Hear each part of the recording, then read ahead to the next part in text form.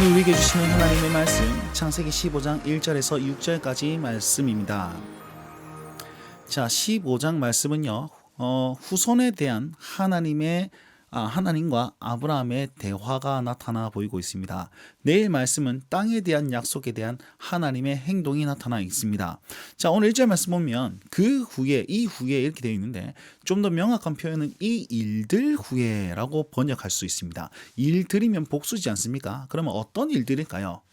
가까이에는 14장에 있었던 그 모든 일들을 얘기합니다. 전쟁에서 이기고 롯을 구출하고 멜기세덱을 만나고 이 모든 것들이요.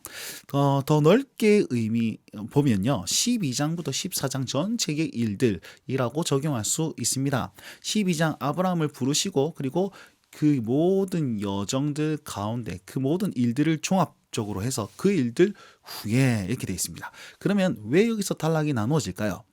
왜냐하면 14장까지는 아브라함이 조카 롯이 하나님께서 약속한 그 아들 대신에 자손에 약속한 그런 방책이다라고 생각을 했었습니다. 그런데 여차저차해서 분가하고 소돔과 고모라 땅에 있고 또 다시 한번 구출해서 나왔는데 그가 다시금 소돔과 고모라 땅으로 돌아가는 것을 보면서 롯이 아니구나라는 걸 깨달았다는 거죠. 성경 전체에서도 이걸 확신하게 보여주고 있고요. 그렇다면 15장에서는 그러면 아브라함의 복을 이어줄 약속의 자녀는 누구인가? 약속의 후손자는 누구인가? 다시 고민하게 되겠지요. 그렇습니다. 그러니까 롯이 아니라는 사실을 딱 명확하게 하고 15장에 이 일들 후에 이제 하나님께서 다시 나타나셔가지고 이것을 명확하게 해 주신다는 것입니다. 1절 말씀 보니까 이 일들 후에 나타나셔서 두려워하지 말아라 이렇게 얘기하고 있습니다. 자, 두려워하지 말라라는 말은 아브라함이 지금 두려움에 휩싸여 있다는 것을 전제로 하고 있습니다. 아브라함 어떤 두려움이 있었을까요? 추측해 보기로는 지금 14장 말씀에 보면 전쟁을 치렀잖아요. 그때는 이겼는데 이 사람들이 보복해서 오면 어떻게 할까? 더 많은 연합군이 와갖고 나를 쳐들어오면 내가 죽을 것인데 라고 하면서 전쟁에 대한 두려움이 있었을 것이고 또 자녀가 없어요. 자녀가 없으니까 거기에 대한 그런 어떤 회의감 절망감 이런 것과 땅에 대한 두려움, 미래에 대한 두려움들이 가득했을 것이다 이렇게 생각을 할 수 있습니다. 자, 그렇게 추측할 수 있는 이유는 그 다음에 하나님의 말씀 때문인데요. 하나님께서 그 두려워하는 그 아브라함에게 나는 너의 방패요, 너의 지극히 큰 상급이다 이렇게 얘기하고 있습니다. 방패라는 뜻은 전쟁 용어거든요.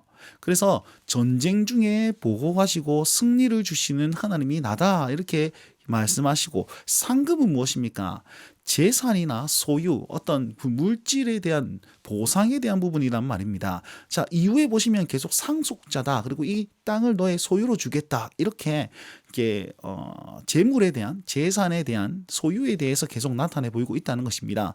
그렇기 때문에 하나님께서 이 모든 소유를 줄 수 있는 상급이 된다라는 사실을 나타내 보이고 있는 것은 전쟁과 그 다음에 앞으로의 그 상급에 대한 의문과 두려움이 가득했다라고 생각해 볼 수 있겠지요. 어쨌든 아브라함은 지금 두려움에 휩싸여 있습니다. 2절 말씀 보니까 주 여호와여 무엇을 주시려 하나이까? 부정적인 표현이죠.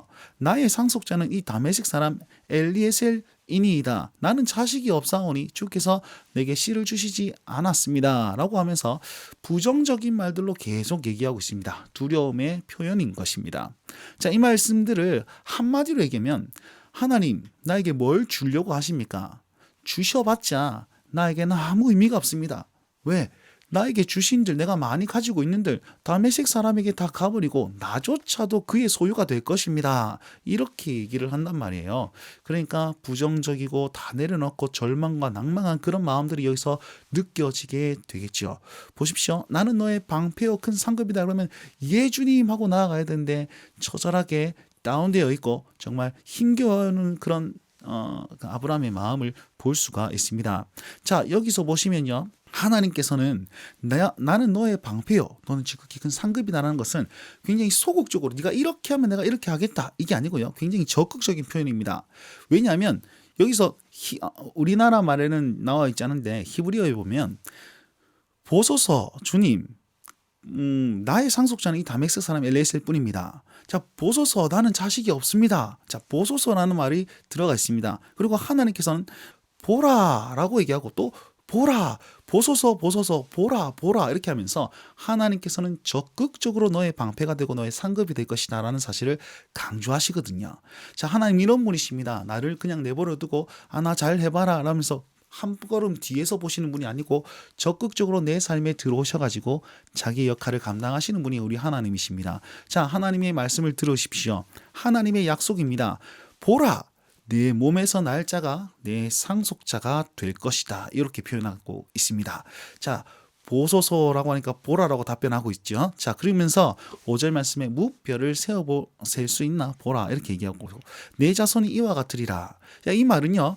많은 자손이 너에게 줄 것이다. 자손을 너에게 줄 것이다. 이런 말과 함께 아브라함의 한계, 인간의 한계를 나타내 보이고 있습니다.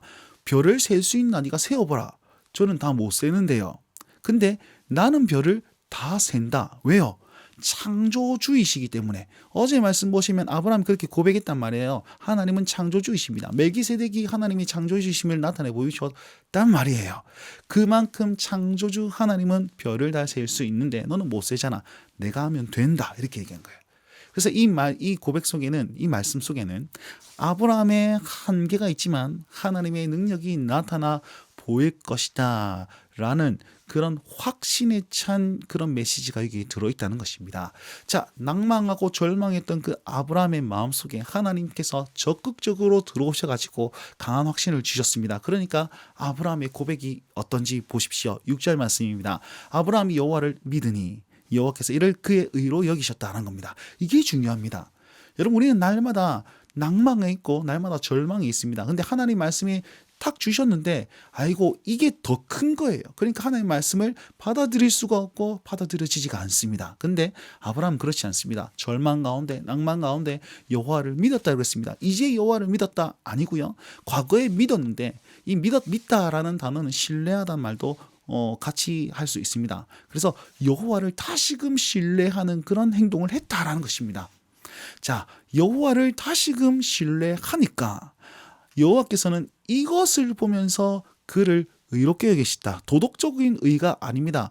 거짓말하지 않았다, 죄가 없다 이런 뜻이 아니고 하나님과 관계적인 부분에서 의롭다라는 것이죠. 하나님의 관계에 회복되어서 이제 그 하나님을 더욱더 철저히 믿고 신뢰하면서 나아가는 그런 모습을 아브라함이 보였다라는 것입니다. 자, 이것이 오늘 우리가 해야 될 그런 행동이 아닙니까?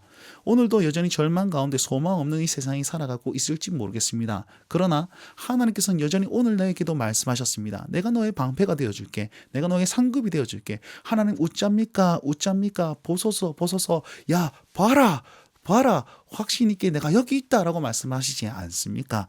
그 여호와를 다시 한번 신뢰하고 그분께 가까이 나가면 그분은 다시 한번 나를 의롭게 하셔서 나를 더욱더 새롭게 데리고 나아갈 줄 믿으시기 바랍니다. 이것이 오늘 우리가 해야 될 그런 방법입니다. 오늘 우리 삶에 각자의 삶에 좀 더 구체적으로 한번 적용해 보시고 나를 의롭게 여기시는 그 주님을 더욱더 믿고 신뢰하며 나가실 수 있는 오늘 하루의 삶이 되시길 바랍니다. 오늘도 주님과 함께 동행하십시오. 날마다 주님과